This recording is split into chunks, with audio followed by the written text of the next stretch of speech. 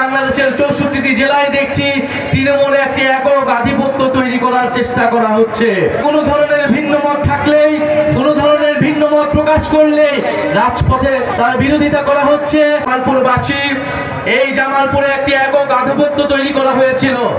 জামালপুরে ভিন্ন রাজনৈতিক দলেরা কথা বলতে পারেনি। জামালপুরে ভিন্ন মত পোষণের কোনো সুযোগ ছিল না। আমরা চাই জামালপুরে যাতে এই ধরনের পরিস্থিতি আবার কখনো না হয়, কিন্তু আমরা সেরকম আলামত বিভিন্ন জায়গায় দেখছি। বলতে গেলে বাংলাদেশের 64টি জেলায় দেখছি তৃণমূলে একটি একক আধিপত্য তৈরি করার চেষ্টা করা হচ্ছে, যেখানে কোনো ধরনের ভিন্ন মত থাকলেই, কোনো ধরনের ভিন্ন মত প্রকাশ করলেই রাজপথে তার বিরোধিতা করা হচ্ছে, ভয়ের সংস্কৃতি তৈরি করা হচ্ছে এবং মানুষের উপরে ভিন্ন মত যারা তৈরি করছে তাদের বিরুদ্ধে মানুষকে লেলিয়ে দেওয়া হচ্ছে, সন্ত্রাসীদের লেলিয়ে দেওয়া হচ্ছে।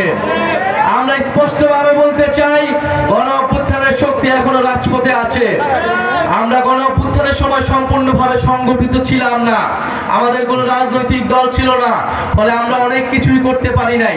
কিন্তু আমরা সরকারের ভিতরে বাহিরে সর্বাত্মকভাবে চেষ্টা করেছি এই অন্তর্বর্তী সরকারকে, এই সময়ের রাজনীতিকে গণ অভ্যুত্থানের দিকে ধাবিত করার, এবং আমরা এই চেষ্টা এখনো জারি করে রাখছি। প্রিয় সংগ্রামী জামালপুরবাসী, বসুন্ধরা টিস্যু অশুদ্ধতার বিরুদ্ধে এক বিন্দুও ছাড় নয়। আর কিছুদিনের মধ্যেই 5ই আগস্ট আসতে যাচ্ছে। আমাদের জুলাই গণ অভ্যুত্থানের 1 বছর পূর্তি হবে। 5ই আগস্টের আগে 3রা আগস্ট আমরা ঢাকায় জড়ো হব। আমরা বলেছি জুলাই সনদ এবং জুলাই ঘোষণাপত্র অবশ্যই 5ই আগস্টের মধ্যে জারি করতে হবে এবং বিচার এবং সংস্কার এবং নতুন সংবিধানের প্রতিশ্রুতি নিশ্চিত করতে হবে। অনেকে বলে বিভিন্নভাবে আমাদের বিরুদ্ধে প্রপাগান্ডা করার চেষ্টা করা হচ্ছে, আমরা নাকি নির্বাচন বানচালের চেষ্টা করছি, আমরা নাকি নির্বাচন পিছিয়ে দেওয়ার চেষ্টা করছি। আর এই গণ অভ্যুত্থান না হলে আপনারা নির্বাচনের স্বপ্নই দেখতে পারতেন না। এই গণ অভ্যুত্থান না হলে, যদি কোটা সংস্কার আন্দোলন থেকে আমরা এটাকে গণ অভ্যুত্থানের দিকে নিয়ে যেতাম, সরকার পতনের দিকে নিয়ে যেতাম, তাহলে এই শেখ হাসিনার সরকারের অধীনে আপনারা আরো 4 বছর অপেক্ষা করতেন। ফলে বাংলাদেশের মানুষের ভোটাধিকারের জন্য, গণতন্ত্র প্রতিষ্ঠার জন্য কোটা সংস্কার আন্দোলন থেকে এই আন্দোলনকে আমরা গণ অভ্যুত্থানের দিকে নিয়ে গিয়েছিলাম।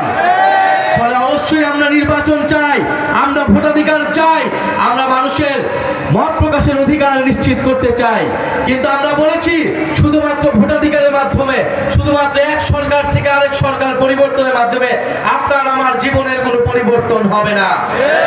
আপনার আমার জীবনের পরিবর্তন হবে যদি সংস্কার হয়, যদি অর্থনৈতিক সংস্কার হয়, যদি শিক্ষা ব্যবস্থার সংস্কার হয়, যদি স্বাস্থ্য ব্যবস্থার সংস্কার হয় এবং যদি প্রকৃত গণতন্ত্র আমরা নিশ্চিত করতে পারি। আমরা এমন একটা সংসদ যদি তৈরি করতে পারি যেখানে ক্ষমতার ভারসাম্য থাকবে, যেখানে এক ব্যক্তি, যেখানে শুধুমাত্র কেবল প্রধানমন্ত্রীর কথায় পুরো রাষ্ট্র, পুরো সরকার পরিচালিত হবে না। আমরা সেই সরকার, সেই রাষ্ট্র ব্যবস্থার জন্য, সেই নতুন দেশের জন্য কথা বলে যাচ্ছি। ফলে নির্বাচন আপনাদের থেকে আমরা বেশি চাই।